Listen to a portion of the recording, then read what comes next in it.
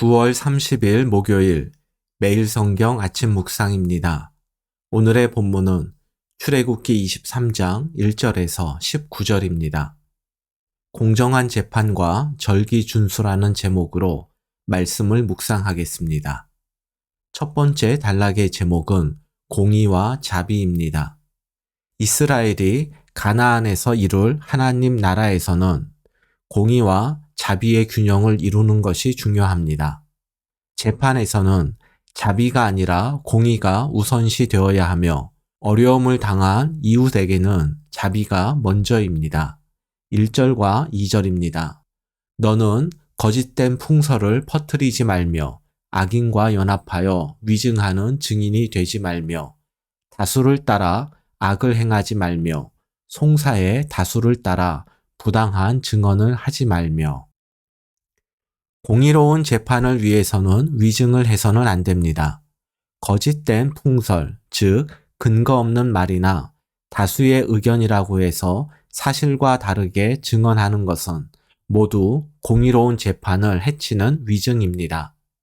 지금 우리에게 있어서 법정의 위증 이상으로 공의를 해치는 것이 가짜 뉴스입니다.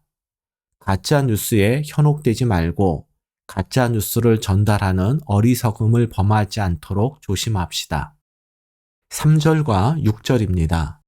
가난한 자의 송사라고 해서 편벽되이 두둔하지 말지니라.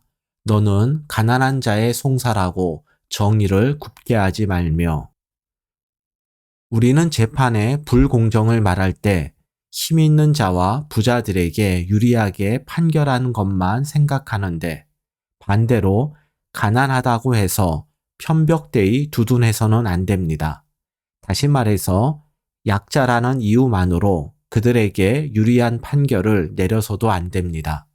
이것은 재판의 판결은 오직 하나님의 공의에 기초해야지 인간이 가진 조건에 따라서 판결이 달라져서는 안 된다란 뜻입니다. 7절과 8절입니다.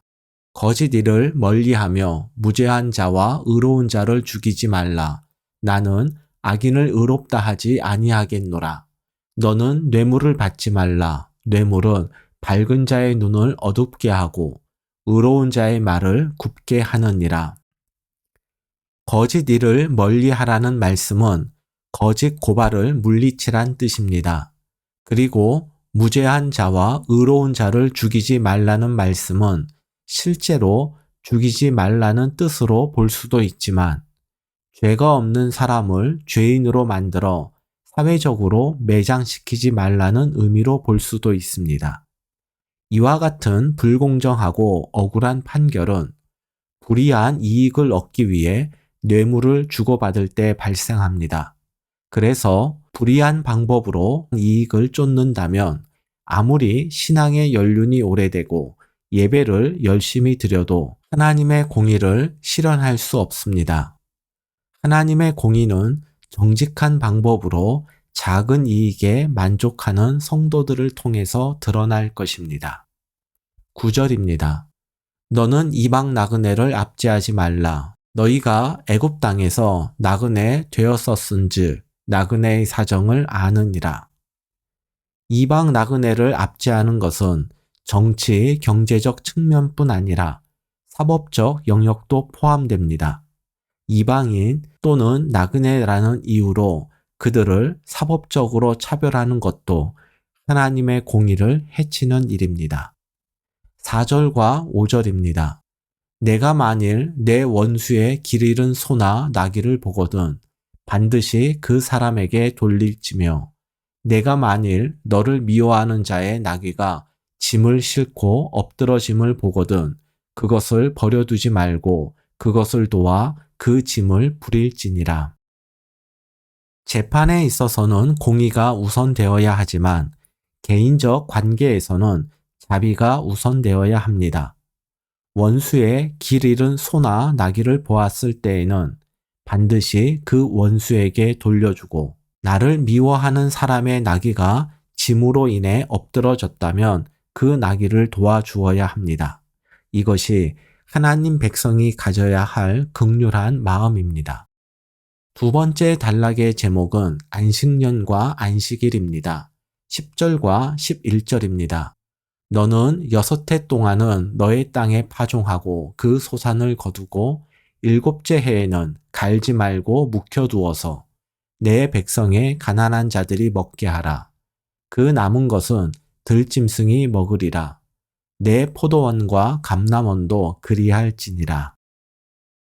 출애굽기 21장 2절을 보면 종은 6년 동안 주인을 위해 일한 후 7년째에는 몸값을 물지 않고 자유인이 될 수 있습니다. 그런데 23장 10절과 11절에는 인간뿐 아니라 땅도 7년마다 갈지 않고 묵혀둠으로써 땅과 함께 가축들도 쉬게 하라고 나옵니다.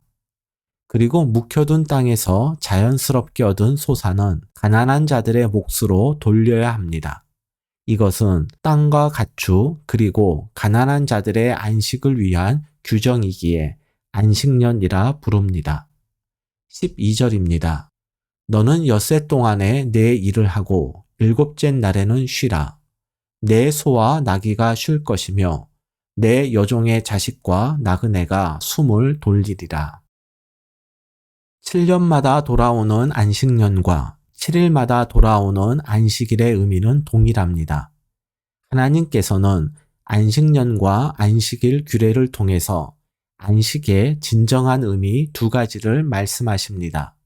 첫째, 안식은 일을 하지 않고 쉬는 것입니다.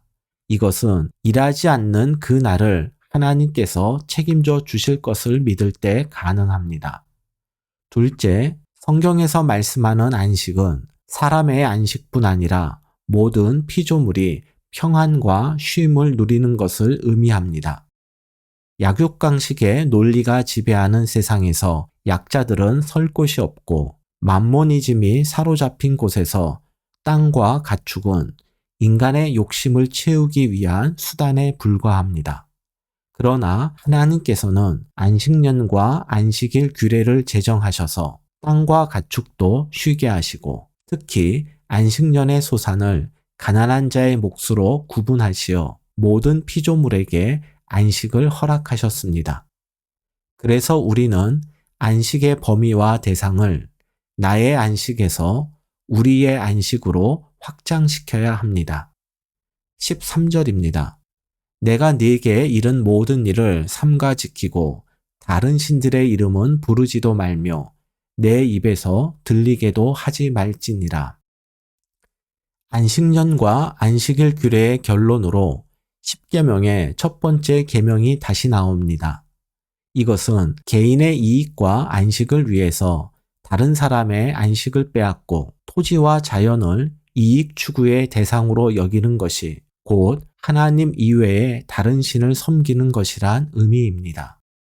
세 번째 단락의 제목은 이스라엘 3대 절기입니다.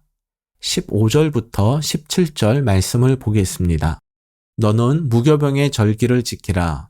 내가 네게 명령한 대로 아비벌의 정한 때에 2래 동안 무교병을 먹을지니 이는 그 달에 내가 애굽에서 나왔음이라.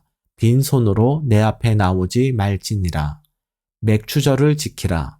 이는 내가 수고하여 밭에 뿌린 것에 첫 열매를 거둠이라. 수장절을 지키라. 이는 내가 수고하여 이룬 것을 연말에 밭에서부터 거두어 저장함이니라. 내 모든 남자는 매년 3번씩 주 여호와께 보일지니라. 이스라엘의 3대 절기는 유월절, 맥추절, 수장절입니다. 유월절은 애굽에서 모든 장자가 죽을 때 문설주와 임방에 양의 피를 바른 이스라엘 백성들의 장자들이 죽지 않고 이를 계기로 출애굽이 시작되었음을 기념하는 절기입니다. 하나님의 사자가 집을 넘어갔다란 의미로 넘을 유, 넘을 월자를 써서 유월절이라 합니다. 유월절 다음 날부터 7일간을 무교절로 지키는데 유월절과 무교절을 구분하지 않고 혼용하여 사용하기도 합니다. 맥추절은 1년 농사 가운데 첫 수확인 밀이나 보리를 추수한 후 드리는 감사절기입니다. 첫 번째 열매를 드린다란 의미에서 소실절이라고도 부르며 6월절로부터 7주가 지난 날이란 의미에서 칠칠절이라고도 합니다. 그리고 칠칠절을 열을 순자를 써서 오순절이라고도 하는데 이는 칠칠절의 헬라식 표현입니다. 수장절은 한 해의 수확이 다 끝나는 가을에 지키는 기념절기입니다. 맥추절이 추수를 시작하며 지키는 절기라면 수장절은 추수를 끝내고 지키는 절기입니다. 추수를 끝낸 후에는 출애굽 40년 광야에서 장막 생활한 것을 기념하여 초막을 짓고 7일 동안 광야 체험을 했기에 초막절 또는 장막절이라고도 합니다. 18절과 19절입니다. 너는 내 제물의 피를 유교병과 함께 드리지 말며 내 절기 제물의 기름을 아침까지 남겨두지 말지니라. 내 토지에서 처음 거둔 열매에 가장 좋은 것을 가져다가 너의 하나님 여호와의 전에 드릴지니라. 너는 염소 새끼를 그 어미의 저주로 삼지 말지니라. 성경에서 누룩은 부패를 상징합니다. 그래서 누룩을 넣어 만든 유교병은 희생의 피와 함께 드릴 수가 없습니다. 그리고 고기의 가장 귀한 것으로 여겨지던 기름은 다음 날까지 남겨두지 말고 하나님께 온전히 바쳐야 합니다. 어미의 젖은 새끼에게 있어서 생명의 원천이요 새끼를 향한 어미의 사랑이라 할 수 있습니다. 그래서 하나님은 어미의 저주로 새끼를 삼는 것은 짐승에게도 잔인한 일이기 때문에 엄격하게 금하셨습니다. 이스라엘의 3대 절기는 이스라엘의 해방과 구원 그리고 추수의 시작부터 마침까지 모든 과정이 하나님이 베푸신 은혜임을 기억하고 감사하는 절기입니다. 하나님께서 우리를 구원하시고 수고에 합당한 열매를 주심을 생각할 때 성도의 일생은 유월절과 맥추절과 수장절의 연속이라 할 수 있습니다.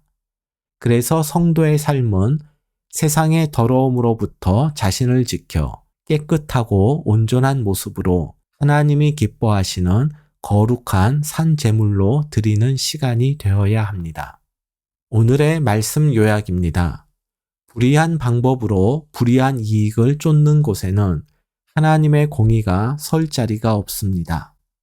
지금 내 삶의 자리에는 하나님의 공의가 실현되고 있습니까? 유월절과 맥추절과 수장절은 하나님의 구원과 인도와 보호하심의 은혜를 기억하는 절기이기 때문에 지금 우리에게도 여전히 유효한 절기입니다. 오늘의 한 줄 기도입니다. 나의 가장 귀하고 좋은 것을 온전히 주님께 드릴 수 있는 믿음을 허락하소서.